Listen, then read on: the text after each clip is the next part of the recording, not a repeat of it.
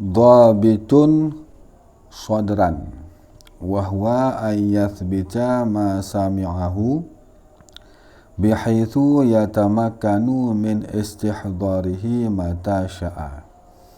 Lagi si perawi tersebut, si perawi daripada hadis sahih ialah dhabitun, bersifat dengan dhabitun. Dhabitun punya dua macam tipe dhabitun. Yang pertama dhabitun sadaran, nisbah sadar. Dhabit sadar. Apa itu dhabit sadar? Wahwa, dan bermula dia dhabit sadar itu bahawa sebutlah ma, tetaplah ma, yang mendengar ianya si perawi akan ianya ma, dengan sekira-kira mungkinlah dia si perawi daripada menghadirkannya ma kapan-kapan menghendaki ianya si perawi. Artinya sang perawi yang berdhabit sadar itu orang yang kuat hafalan. Artinya hafalannya sangat kuat sehingga kapanpun dia butuhkan bisa dia keluarkan dalam hatinya. Kapan dia butuhkan, kapan orang butuhkan, dia bisa menyampaikannya. Arti orang yang tipe hafalannya kuat itu dinamakan dengan dhabit sadar. Wa kitaban, ini waw bermakna au.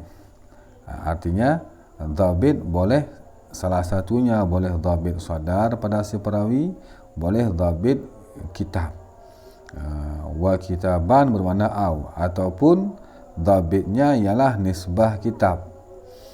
Apa itu dhabit kitab? Wa huwa siyanatuhu indahu mundu sami'a fihi wa sahahahu ila ayyu addiya minhu. Dan bermula dianya dhabit kitab, itulah terpeliharanya kitab. Maksud kitab itulah tulisan. Nanti sang perawi tersebut ketika dia mendengarkan sebuah hadis, dia langsung menulis pada buku catatan beliau sendiri. Di kitab beliau tersebut, buku catatan beliau tersebut terpelihara. Dalam artian beliau jaga, terpelihara dianya kitab di sisinya si perawi semenjak sami'a fihi, semenjak mendengar ianya si perawi fihi padanya hadis tersebut. Di apapun hadis-hadis yang didengar oleh si perawi yang tipe dhabit kitab ini, langsung dia tulis dan disimpan di dalam catatan beliau. Wasahahahu, dan di samping dia menyimpannya setiap hadis yang dia dapat dan mentasahihkan ianya si perawi ini akannya kitabnya, artinya isi daripada kitab yang beliau salin tersebut, yang beliau tulis catatan hadis tersebut, ila ayyu'ad dia minhu, sehingga bahawa ditunaikan akan hadis minhu daripada si perawi tersebut. Di samping seluruh hadis-hadis yang beliau dengarkan, beliau catat, beliau simpan di catatan beliau, di kitab beliau, dan beliau juga mentasahihkan. Dalam artian setiap hadis-hadis yang beliau dapat, beliau pastikan kekuatannya memang kekuatan yang sahih. Di beliau periksa, beliau tasahihkan kepada para syekh, kepada para imam, bahawa hadis yang beliau salin ini, yang beliau tulis ini ialah kekuatannya memang sahih, hingga orang lain pun meriwayatkan daripada beliau. Wa atlaqan nadhimu fi dhabti tab'an lil iraqi wa lam yuqayyidhu bitami kama fa'ala sahibun nukhbati li'annahu al-muradu kama yufhimuhu al-itlaqu al-mahmulu 'alal kamili. Dan mengitlaqkan oleh nazim pada dhabit, dalam artian nazim di dalam nazam beliau mengatakan dhabitun saja, tanpa beliau kaitkan dengan dhabit tamkah ataupun dhabit yang bukan tamkah, mutlak dhabit. Jadi kenapa beliau dalam nazam beliau mengatakan dhabitun saja, yarwihi adlun dhabitun, tiada mengkaitkan dengan dhabit tam. Dia mengitlaqkan oleh nazim pada dhabit karena mengikut bagi Imam Al-Iraqi, di sebagaimana yang Imam Iraqi kerjakan. Walam, dan tiada mengkaitkan ianya nazim akannya dhabit dengan tam, sebagaimana yang telah mengerjakan oleh sahib kitab Nukhbah. Sahib kitab Nukhbah mengkaitkan untuk dhabit dalam tipe hadis yang sahih ini ialah mesti dhabit tam, sedangkan nazim kita tidak mengkaitkan dengan dhabit tam. Apakah menentang? Tidak. Kenapa tidak? Li'annahul muradu, karena sesungguhnya dhabit tam yang dimaksudkan oleh sahib kitab Nukhbah, yang dikaitkan oleh sahib kitab Nukhbah, itulah yang dimaksudkan oleh nazim kita. Jadi nazim kita walaupun tiada mengkaitkan kata-kata tam pada kata-kata dhabitun, tapi maksud beliau ialah dhabit tam. Di mana dipahamkan bahawa maksud dhabit tersebut ialah dhabit tam, padahal tidak disebutkan sesuai dengan kaedahnya. Apa kaedahnya? Kama yufhimuhu, sebagaimana yang diberi paham akan ianya murad, itulah dhabit tam tersebut, oleh itlaq. Itlaq alladhi, yang dipertanggungkan akan itlaq atas makna yang sempurna. Di dalam sebuah kaedah dikatakan pun al-lafdhu idza utliqa yuhmalu alal kamal. Sebuah lafaz jika memang dia punya kriteria macam-macam, seperti kata-kata dhabit tadi, ada dhabit yang tam, ada dhabit yang tidak tam. Tapi ketika sebuah lafaz yang dia punya macam tipe diitlakkan dalam artian tidak disebutkan kait-kaitnya, maka dimaksudkan ialah yang kamil, yang sempurna, yang tamnya. Di beliau sang nazim kita berfaedah berpedoman kepada kaedah tersebut, kaedah al-itlaqu yuhmalu alal kamil. Walaupun tidak disebutkan kata-kata tam dalam nazam, tapi muradnya ialah dhabit tam. Fa kharajal hasanu li dzatihil mushtaratu fihi musamma dhabti. Faqat, maka dikarenakan pada hadis sahih dikaitkan pada dasarnya ialah dhabitnya mesti dhabit tam, maka keluarlah hadis hasan li dzatih. Hadis hasan li dzatih alladhi, yang disyaratkan pada hadis hasan li dzatih akan musamma dhabit semata-mata. Jadi pada hadis hasan li dzatih, hadis hasan ialah disyaratkan juga harus ada dhabit pada si perawinya. Tapi dhabit yang ada pada si perawi tidak mesti dhabitnya ialah dhabit tam. Boleh dhabitnya bukan dhabit tam. Karena martabat daripada dhabit ada 3. Ada martabat ulia, ada martabat dani, ada martabat usta. Untuk dhabit tam ialah martabat ulia. Sedangkan dhabit yang tidak tam itulah martabat dani dan martabat wusta. Itulah yang dimiliki oleh hadis hasan li dzatih. Hakadha qarrarahu Syekhul Islami wa ghairuhu. Seperti demikianlah telah menetapkan akannya ketentuan tentang masalah dhabit tadi oleh Syekh Islam dan yang bukannya Syekh Islam. Nanti para ulama hadis lah maksudnya, mereka telah menentukan bahawa pada hadis sahih ialah mesti dhabit tam ataupun martabat ulia dalam masalah dhabit. Untuk hadis hasan li dzatih itu dhabitnya bukan dhabit tam. Itulah martabat dani dan wusta. An mislihi, di matan-matan nazam meriwayat akannya hadis sahih oleh perawi yang adlun lagi yang dhabitun, yang meriwayatkan an mislihi, daripada semisalnya si perawi yang adlun dan dhabitun. Jadi maksudnya bahawa hadis sahih ini setiap perawinya, berapa orang pun perawinya, mereka semua bersifat dengan adlun dhabitun, min awwalis sanadi ila akhirih, mulai daripada awal sanad hingga akhirnya sanad. Mulai daripada perawi yang paling bawah hingga sampai ke perawi yang paling atas, semuanya bersifat dengan adlun dhabitun. Bi ayyan tahiyya ilan nabi sallallahu alaihi wasallam, dengan bahawa sampailah dianya sanad kepada Nabi sallallahu alaihi wasallam. Di setiap perawi-perawi dari perawi yang paling bawah hingga sampai kepada perawi yang sebelum Nabi, hingga langsung kepada Nabi, semuanya bersifat dengan adlun dhabitun.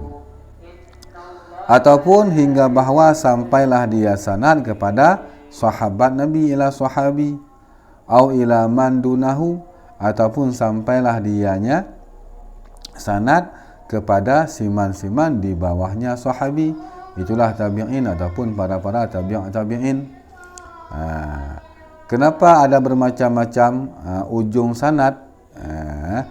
Dia ada yang ujung sanad ialah yang tahiyya ila nabi, ada yang ila sahabi, ada yang ila mandunahu. Tujuannya liyashmulal mauqufa wa ghairahu, supaya bahawa mencakuplah dianya sanad akan hadis mauquf dan hadis yang bukan mauquf. Di hadis yang sampai kepada sahabi dinamakan hadis mauquf. Maka hadis sahih juga termasuk dengan sanad-sanad yang seperti itu. Diboleh walaupun tidak sampai kepada Rasulullah. Yang penting sanadnya, setiap para perawinya, mereka semua bertipe adlun dhabitun. Terserah ujung hadisnya, ujung sanadnya sampaikah ke Nabi, ataupun sampaikah ke sahabat, ataupun sampai kepada yang di bawah sahabat, itulah tabi'in dan para tabi'in. Wa ka'anna an-nadhima ja'ala qawlahu mu'tamidun birraf'i atafa bayanan fi dhabatihi wa naqlihi, bayanan li dhabitin, ay fi dhabatihi sadran wa naqlihi kitaban, ay min kitabihi.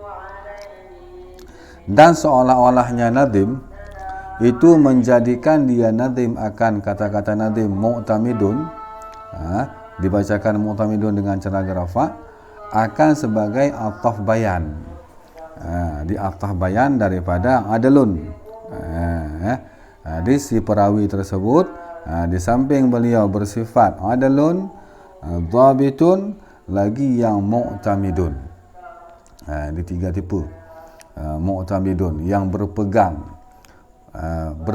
pada dhabitnya si perawi, dhabit saudarnya, dan pada nakalnya si perawi, nakal pada kitabnya. Karena tadi kan punya dua tipe. Dhabit ada dua macam, ada dhabit saudar, ada dhabit kitab.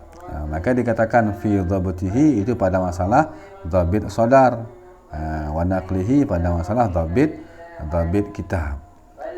Itulah hal keadaan ianya kata-kata fi dhabtihi wa naqlihi, itu bayan bagi dhabit. Jadi kata-kata dhabitun di belakang dalam bait, dalam kurung, di penjelasannya ialah fi dhabtihi.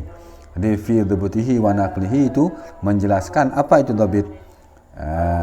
Dia berpegang pada dhabit pada sadar, dhabit pada nakal. Itu artinya fi dhabtihi, berpegang ianya si perawi pada dhabitnya perawi, sadaran nisbah sadar. Maksud berpegang beliau berpedoman kepada segala apa yang beliau hafalkan dalam tunaikan hadis, dalam sampaikan hadis. Wa naqlihi, dan berpegang juga si perawi pada nakalnya perawi nisbah kitab. Itu perawi yang tipenya dhabit kitab. Artinya min kitabihi, daripada kitabnya si perawi itulah yang beliau tulis segala hadis-hadis yang beliau tulis dalam catatan beliau tadi.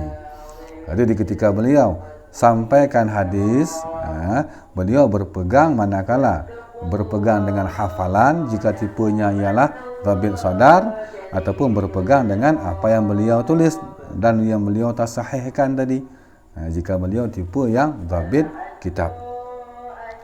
Hadza, pahami olehmu akan ini. Nanti inilah ketentuan dhabit, ketentuan daripada hadis yang sahih. Kriterianya seperti yang telah dijabarkan di belakang tadi. Maka dikarenakan hadis sahih tipenya ialah sesuai disampaikan di belakang, perawinya bersifat dengan adil, dhabit dan mu'tamid, maka kekuatan orang dalam adlun kan berbeda-beda, kekuatan daripada dhabit juga berbeda-beda. Maka wa yatafawatu sahihu fil quwwati bihasabi dhibti rijalihi, dan berlebih-lebih kuranglah hadis sahih dalam kekuatan hadis sahih tersebut dengan sebab sekira-kira dhabit para perawinya hadis sahih. Di dhabit orang kan beda-beda, hafalan orang kan beda-beda. Ada yang kuat, hafalannya sangat kuat, ada yang kurang kuat. Sama-sama penghafal, tapi kekuatannya beda-beda. Maka dari situ juga bedalah kekuatan daripada hadis sahihnya. Washtiharihim, dan dengan sebab kemasyhuran mereka dengan cara hafalan bil hifzi, wal wara'i, dan dengan bersifat wara', wa tahari mukhrijihi, dan bersungguh-sungguh para perawinya hadis sahih, maksud bersungguh-sungguh dalam mereka bersifat dengan takwa. Di tipu-tipu tadi kan ada kait adlun dalam sebuah kriteria perawi hadis sahih. Adlun orang kan beda-beda di dalam kekuatan menjaga segala hal-hal yang dilarang, dalam bersifat dengan takwa. Itu kekuatan takwa kan berbeda-beda. Wahtiyatihim, dan berhati-hati mereka dalam masalah halal dan haram, wara', di segala hal tersebut yang membuat berlebih-lebih kurangnya kekuatan hadis sahih. Karena tipe-tipe daripada perawi, walaupun mereka semua adlun, mereka semua dhabitun, tapi kekuatan adlunnya kan berbeda-beda setiap individu orang. Demikian juga dhabitunnya.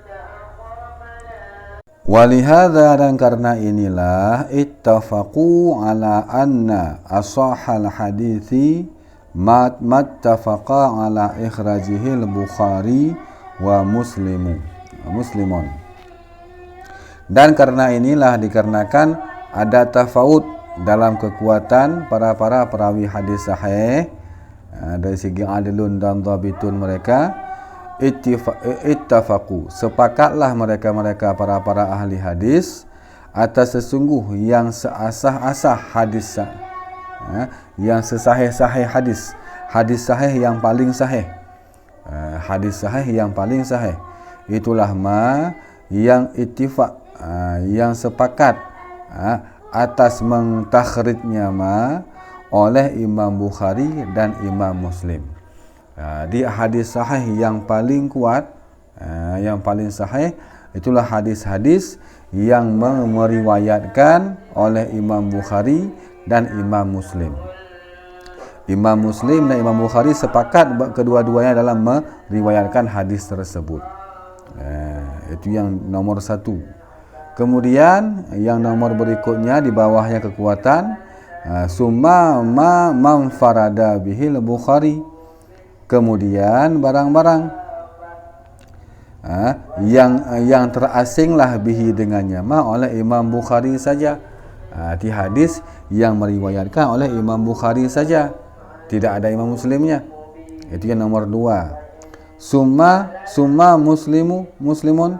Kemudian yang ketiga ialah hadis yang infirad dengannya oleh Imam Muslim saja.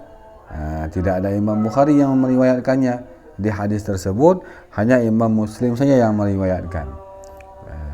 Summa makana ala syartihima. Kemudian yang derajat yang keempat sudah itu. Kemudian itulah barang-barang yang adalah dianya itu sabit di atas syarat keduanya Imam Bukhari dan Imam Muslim. Hadis-hadis memang yang meriwayatkan bukan Imam Bukhari, bukan Imam Muslim, tapi para perawinya menggunakan syarat daripada Imam Bukhari dan Imam Muslim. Jika syarat Imam Bukhari ialah dalam meriwayatkan hadis antara perawi dan yang menerima riwayat itu ialah semasa dan langsung berjumpa dalam mengambil hadis. Itu syarat Imam Bukhari. Maka beliau nomor 1 hadis beliau, nomor 2 tadi kan. Sedangkan Imam Muslim beliau mensyaratkan saja dalam mengambil sebuah riwayat hadis ialah antara perawi dan yang meriwayatkan itu ialah semasa saja, walaupun tidak berjumpa tidak masalah, boleh melalui surat pengambilan hadisnya. Itu syarat daripada dua imam tersebut. Summa syaratil Bukhari. Kemudian barang-barang yang adalah dianya itu sabit di atas syarat Imam Bukhari. Summa kemudian barang-barang yang adalah dianya barang di atas syarat Imam Muslim. Summa kemudian barang-barang yang adalah dia barang itu sabit di atas syarat selain daripada keduanya Imam Bukhari dan Imam Muslim. Itu ialah urutan-urutan dari hadis yang tersahih. Hadis sahih yang paling sahih itu urutannya dari nomor 1 hingga yang terakhir. Wa anna dan diatafkan kepada ittafaqu juga, di atas ala anna juga. Dan ittafaqu sepakatlah mereka ahli hadis juga di atas sesungguh anna sahiha ibni Khuzaimah asahu min sahihi ibni Hibbana wa huwa asahu min mustadrikil hakimi litafawutihim fil ihtiyati. Dan sepakatlah mereka ahli hadis pula akan sesungguh sahih hadis sahih daripada Ibnu Khuzaimah itu lebih sahih ketimbang daripada hadis sahih yang riwayat Ibnu Hibban. Dan bermula dianya hadis sahih Ibnu Hibban itu lebih sahih ketimbang daripada mustadrik daripada Imam Hakim, daripada hadis-hadis yang diriwayatkan oleh Imam Hakim. Kenapa bisa beda-beda? Dikarenakan berlebih-lebih kurang mereka para perawi hadis dalam ihtiyat, dalam menjaga kekuatan adlun dan dhabitunnya. Di ihtiyat dalam dhabitun dan adlun itu yang membuatkan berbeda-beda kekuatan hadisnya. Itu dalam sesahih diri hadis, itu urutannya. Jadi yang di atas tadi ialah urutan daripada sesahih hadis yang sahih dari segi matan hadisnya. Dari segi matan hadisnya yang paling sahih ialah matan hadis yang diriwayatkan oleh Imam Bukhari dan Imam Muslim. hingga seterusnya, hingga sampai kepada Mustadrik Imam Hakim. Kemudian andai kata tafawud ada juga terjadi pada sanadnya. Pada sanad itulah pada para perawinya. Maka terbagi-bagi juga tafawudnya dari segi sanad. Yang tadi tafawud dari sisi matan hadis. Berikut ini tafawud dari sisi sanad hadis. Faminar rutubatil ulia ma atlaqa alaihi ba'dul a'immati annahu asahul asanidi. Maka sebahagian daripada pangkat yang tertinggi dari segi sanad hadis. Ini kekuatan sahihnya hadis dari sisi sanad. Yang tadi kekuatan sahihnya hadis dari sisi matan. Dari segi matan, dari segi kata-kata hadisnya. Yang berikut ini daripada sisi para perawinya. Maka sebahagian daripada pangkat yang paling tinggi itulah yang mengitlaqkan di atasnya oleh sebahagian para imam-imam hadis akan sesungguhnya itu seasah-asah daripada segala sanad-sanad. Itu yang paling tinggi kekuatan hadis sahih dari sisi sanadnya, itulah hadis sahih yang mengitlaqkan, yang telah menguatkan oleh para imam hadis tentang sanadnya. Yang mereka katakan ialah asahul asanid. Contoh ka qaulil Bukhari asahul asanidi ma rawahu Malikun an Nafi'in an ibni Umar. Wahyal ma'rufatu bisilsilati dhahabi. Seperti ucapan Imam Bukhari. Apa beliau katakan? Bermula seasah-asah segala sanad-sanad hadis itulah yang meriwayat akan ianya oleh Imam Malik, yang mengambil Imam Malik daripada Imam Nafi', mengambil daripada Ibnu Umar. Jadi Imam Bukhari mengatakan sanad yang paling sahih itulah sanad yang rantaiannya ialah dari Imam Malik ke Imam Nafi', ke Ibnu Umar, ke Rasulullah. Itu sanad yang paling sahih. Karena tipe perawinya yang luar biasa. Wahyal ma'rufatu bisilsilati dhahabi.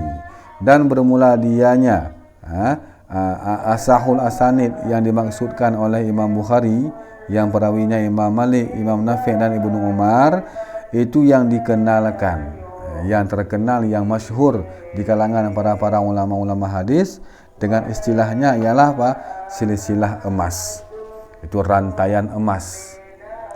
Itu sangat kuat sanadnya. Yang ibaratkan dengan rantaian emas. Jadi sangat mulia sanad hadis tersebut.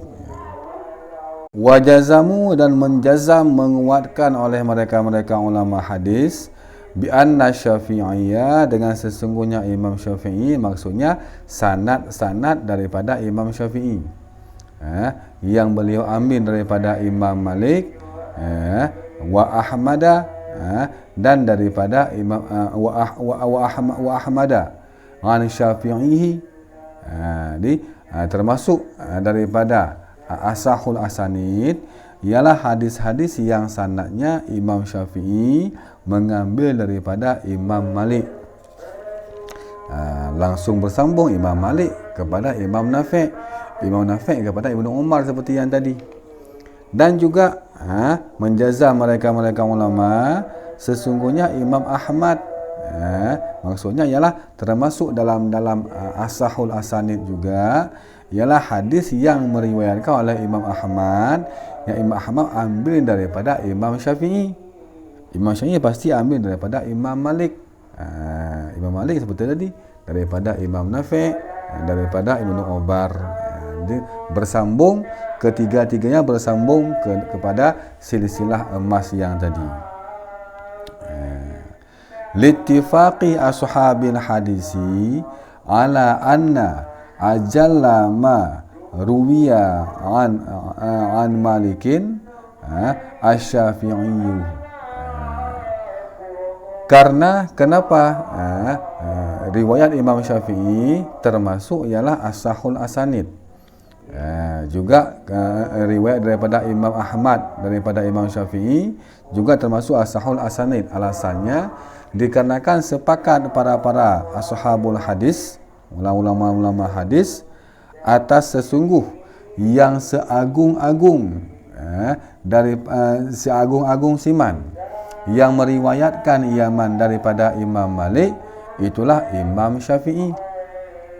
Disepakat para ahli hadis bahwanya orang yang paling agung, yang paling sempurna dalam tipe perawi yang meriwayatkan hadis daripada Imam Maliki, itulah Imam Syafi'i, muridnya langsung. Makanya sanad Imam Syafi'i termasuk asahul asanid. Wa anhu dan sepakat juga mereka ashabul hadis sesungguh yang setinggi-tinggi, yang semulia-mulia siman yang meriwayatkan daripada Imam Syafi'i, wa anhu, daripada Imam Syafi'i, itulah Imam Ahmad. Jadi kenapa sanad Imam Ahmad termasuk asahul asanid? Karena Imam Ahmad termasuk yang seajal, yang paling mulia, yang paling sempurna tipe perawinya, yang beliau mengambil daripada Imam Syafi'i. Karena urutannya dari Imam Ahmad ke Imam Syafi'i, Imam Syafi'i ke Imam Malik, Imam Malik ke yang tadi, itulah ke Imam Nafi', ke Ibnu Umar. Maka bersambung kepada silsilah emas. Makanya sanad Imam Syafi'i termasuk asahul asanid juga, sebagaimana sanadnya Imam Maliki. Demikian juga sanad Imam Ahmad. Walam yaqa' min dzalika fi musnadi Ahmad an sa'atihi illa hadisun wahidun. Padahal tiada terjadilah daripada demikian silsilah emas dalam kitab Musnad Ahmad, kitab hadis karangan Imam Ahmad bin Hanbal, ala sa'atihi, di atas luasnya kitab Musnad tersebut. Jadi kitab Musnad Imam Ahmad memang sangat tebal, tapi dalam sekian banyak hadis yang ada dalam kitab Musnad Imam Ahmad, yang ada rantaiannya sampai ke Imam Syafi'i, illa kecuali oleh hadis yang satu. Hanya satu hadis saja yang ada di dalam Musnad Ahmad yang bersambung ke silsilah emas. Artian yang Imam Ahmad meriwayatkan hadis tersebut daripada Imam Syafi'i, yang Imam Syafi'i ke Imam Maliki, yang Imam Maliki ke Imam Nafi', kemudian ke Ibnu Umar. Hanya satu hadis. Hadis yang mana?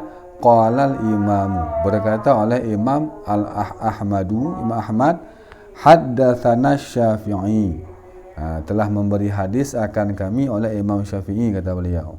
Qala, berkata dia Syafi'i, haddatsana Malikun, memberi hadis akan kami oleh Imam Malik, kata Imam Syafi'i. Yang mengambil Imam Malik daripada Imam Nafi'. Imam Nafi' mengambil daripada Ibnu Umar, pula silsilah emas tadi. Apa hadisnya? Anna Rasulullah sallallahu alaihi wasallam, sesungguhnya Rasulullah sallallahu alaihi wasallam, qala, bersabda dia Nabi. Itu bersabda dia Nabi. La bai'a ba'dikum ala bai'i ba'din al haditha. Tiada jenis jual beli sebahagian kamu di atas jual beli sebahagian yang lain. Dalam artian kita tidak boleh membeli barang yang sudah disepakati jual belinya oleh pihak yang lain. Al-hadisa, baca olehmu akan hadis. Arti itu potongan hadis. Ada hadis yang sempurnanya, itu potongannya saja. Wakaz Zuhri an Salimin an abihi. Ini ada muta'ala yang dibuangkan. Coba lihat pada qauluhu maka Zuhri artinya dan seperti ucapan Imam Ahmad bin Hanbal, sesungguh asanid juga itulah Zuhri. Ini contoh-contoh yang hadis-hadis yang asahul asanid.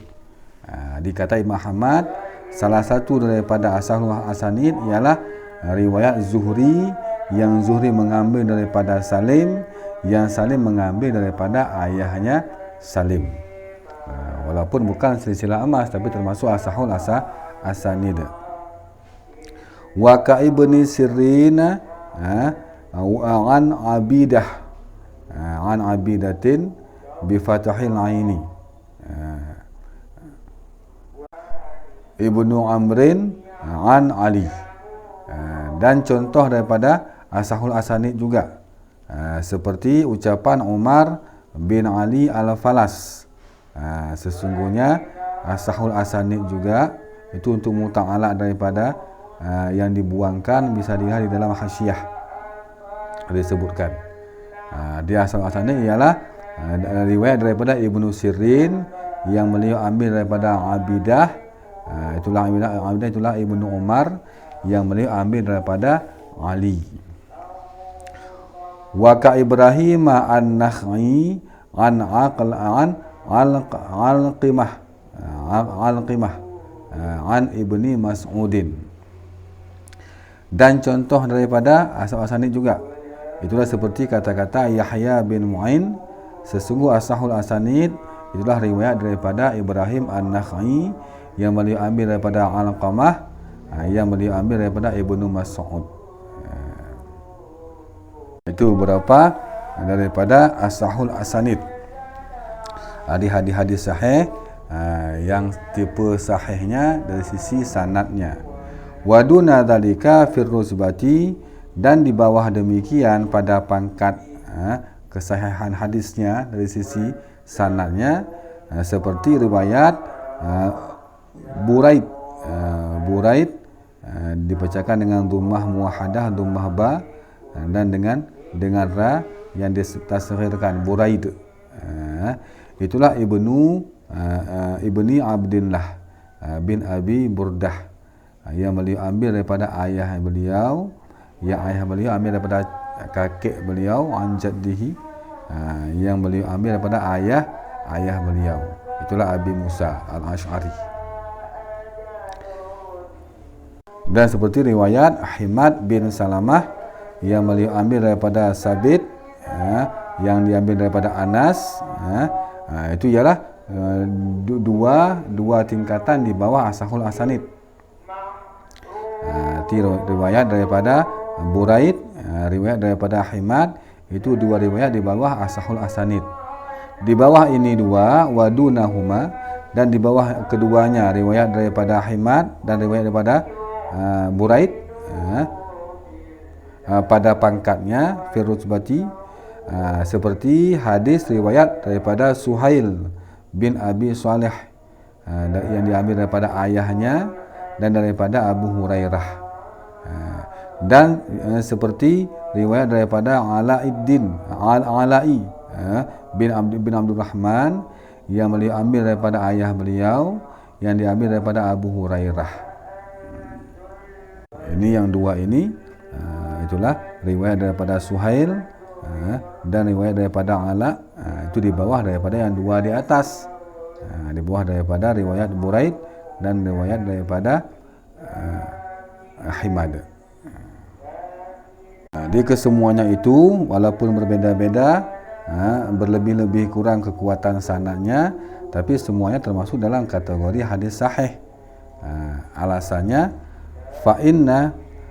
fa'innal jami'a, maka sesungguh seluruh sanad-sanad tadi daripada yang asahul asanid hingga yang paling bawah tadi, hingga kepada ala tadi, syamalahum ismul adalati wadzibti, mencakup akan mereka-mereka para perawi pada sanadnya oleh nama adalah dan nama dhabit. Artinya semua para perawinya semua bersifat dengan dhabit, dhabitun, semua bersifat dengan adalun. Kenapa juga beda? Illa anna fil martabatil ula minas sifatil murajjihati ma yaqtadi taqdima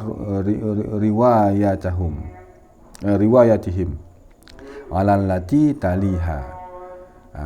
Kecuali sesungguh pada martabat yang pertama, martabat asahul asanid, yang pada Imam Maliki, Imam Syafi'i, Imam Ahmad bin Hanbal tadi,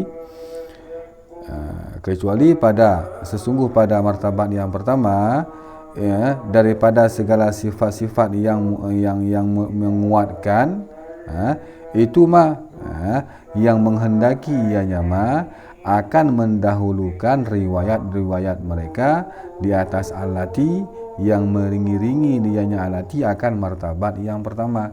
Jadi kekuatan dhabit dan kekuatan adalah yang ada pada martabat yang pertama itu sangat kuat, sehingga berhaklah mereka untuk disandangkan dalam asahul asanid yang paling tertinggi.